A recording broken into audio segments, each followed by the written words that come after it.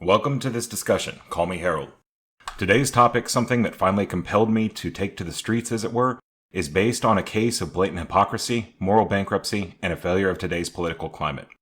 Before we begin, please note I am not an expert by any means. I am simply tired of the failures of our political parties and the political games they play. I am an independent. I typically lean liberal on most social issues and right on economic ones, with a smattering of libertarianism in between. If you are a staunch supporter of either side in these issues, you probably will not like what I have to say. However, if you are open to discussion and the exchange of ideas, there should be plenty here. These are just opinions, however, and I fully reserve the right to be proven wrong. I cannot abide hypocrisy, and we all need watchdogs. Even me, so feel free to call me out or make me justify my ideas. I am ultimately defending the human rights of immigrants here. Fixing this problem is my priority, and just because I am calling does not mean I support the other side of the issue. And forgive me, but I have never made a YouTube video before, so criticism and recommendations are welcome. Let's begin. On June 18, 2019, Alexandria Ocasio-Cortez, or AOC, made a statement that compared the border immigrant detention camps to concentration camps.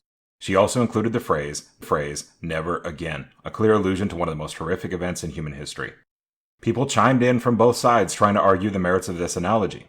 Other, better people have spoken their minds on this, and I have no desire to rehash that particular argument. For the purposes of this video, though, I will use her language.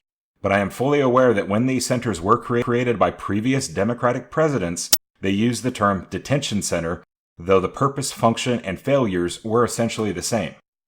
I am also absolutely abhorred that anyone makes any reference to the Holocaust. Nothing going on in this country today matches the evil that took place during World War II. As the Twitter war escalates, AOC ends up amassing over 220,000 comments, 550,000 retweets, and over 2 million likes on her direct and related topic retweets. And then she sends out something interesting. A tweet that mentions funding the Department of Homeland Security. Curious. Could, or would, someone who made such horrific analogies also have a part to play in the conditions that were going on in these camps? Surely we're not sacrificing immigrants just for politics. I dug deeper. Twitter was completely wrapped up in word choice, and the baseless analogies aside, they didn't ever seem to acknowledge that the concentration camps were not something that Trump invented. The from Politico that was published in May revealed the following key pieces. 1. To deal with the surge of migrants crossing into the United States, the White House is asking Congress for billions of dollars in emergency funds. It later goes on to say, progressives like Representative Ocasio-Cortez are taking a hard line against Trump's request, saying in an interview that this administration has not proven itself worthy of one more dollar. The article then goes on, more moderate Democrats argue some funding is needed to assist the thousands of Central American migrants seeking asylum. So we know that the White House is asking for emergency funds to improve and probably expand the capacity of the detention centers.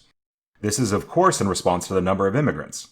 Meanwhile, key Democrats like AOC are pushing not to give anything because they disagree with Clinton and Obama-era policies. Again, I ask, is AOC partially responsible for the conditions at these centers today? As an article published in April, about 20 senators, including the party's presidential hopefuls, signed a letter this week demanding their leaders hold firm against Mr. Trump's request for more money for detention beds. And later that, they said Congress should cut detention funding back to, and I quote, what it was in 2016 under President Obama. Now this sounds bad to me, maybe not everyone, but I liken it to how we would take money away from schools whose students aren't performing well. Taking away resources from something which is bursting to capacity is not the way to handle this. In this case, you only worsen the health, sanitation, and overcrowding. You see, as Human Rights Watch noted in 2016 under Obama, America has been failing immigrants for some time. The article notes the Illegal Immigration Reform and Immigrant Responsibility Act, signed in September 1996 by then-President Clinton, made further sweeping changes to immigration laws. It eliminated key defenses of deportation and subjected many more immigrants, including legal permanent residents, to detention and deportation. The IIRIRA defined a greatly expanded range of criminal convictions, including relatively minor, non-violent ones for which legal permanent residents could be automatically deported. The The bill also made it much more difficult for people fleeing persecution to apply for asylum. The article then later notes the laws have also helped perpetuate a system of unnecessarily widespread immigration, including provisions about authorizing mandatory, sometimes prolonged, detention during deportation. Digging deeper, I found that these detention centers have been something that the Democratic Party has known about. The Huffington Post published Representative Henry Cuellar's photos back in 2014, and states even that President Barack Obama has previously called the buildup of unaccompanied minors at temporary border facilities an urgent humanitarian situation. These are the photos from the article. According to the American Immigration Council in 2016, even the practice of separating families by direct policy action or end result of poor policy design is the result of what has been happening at our borders. The article notes, although DHS has the authority to place asylum-seeking immigration court proceedings, it continues to detain mothers and children and subject them to fast-track removal.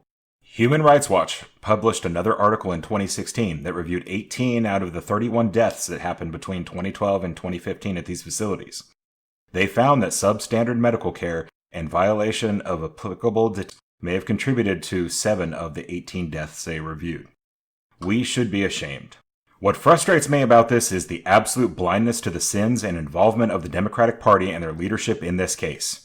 And then they have the audacity to use this situation for political means. The misleading statements must stop. Both parties should be ashamed of the conditions at these facilities. The continued rejection of funding by certain members of Congress just to make a political point while people continue to suffer is morally reprehensible. They must be called upon to fund this until new strategies can be developed. Instead, they hide. Meanwhile, almost everyone I meet is convinced this is something Trump started, and they have no idea that the true history of these failures is pointed at both parties. Please, despite your objections to some end results, grant emergency funds to improve the conditions at the border today. While it sounds like moderate Democrats have come around, we still have few doubts that care more about making a political point than they do about the people in these facilities. If you care about providing a more humane, more respectable way to treat people, then I suggest you campaign for that through political process. I implore the Democratic Party and AOC in particular to step forward and admit they have not kept up with their history and have no right to make this a partisan issue. Both parties must work together to fix this crisis. If they refuse reasonable action, you can appeal to the public, you can elect a new president, you can do something, anything, but starving and caging these poor people. AOC, this is why we can't trust politicians today. Perhaps you are unaware of the history of your own party's involvement. I get it. Maybe you made a mistake. Your anger about the current state is absolutely justified. However, your target isn't, and you need to work with the other side while approving emergency funds to fix this crisis immediately. That's why I'm reaching out. You can still apologize for letting this turn into a partisan attack. You can admit your own party has made egregious mistakes. If you don't, I dare say, I think many people may just come around to realize that you're only in it for how it makes you look on social media.